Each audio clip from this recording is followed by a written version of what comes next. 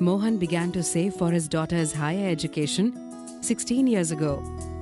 He invested 30,000 rupees a year in a PPF account and an equity-linked savings scheme.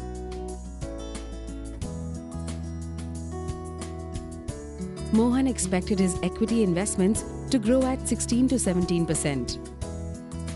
The PPF would provide a stable 8% per year. His calculations showed that he would have 17 lakh rupees when his daughter was ready for higher education.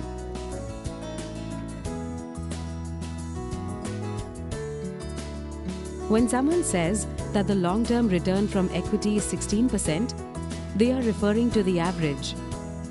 Each year's return will be different, and Mohan's end value will depend on how the return was each year. The long-term average hides the fact that in the short term, returns are volatile. Mohan ends up with a lower amount because the market was down when he needed the money.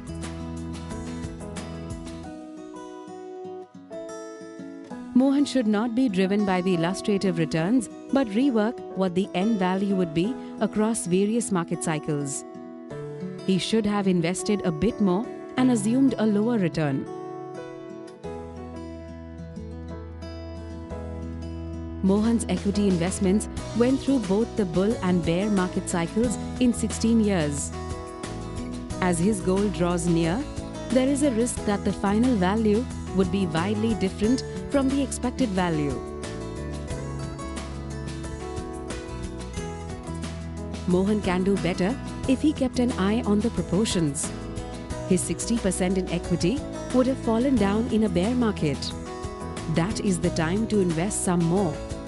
It would have moved far beyond 60% in a bull market, and that is the time to pull some money out and invest in a PPF. As the goal draws closer, in order to protect the end value, he should have booked out the risky equity and kept the money in the stable debt product.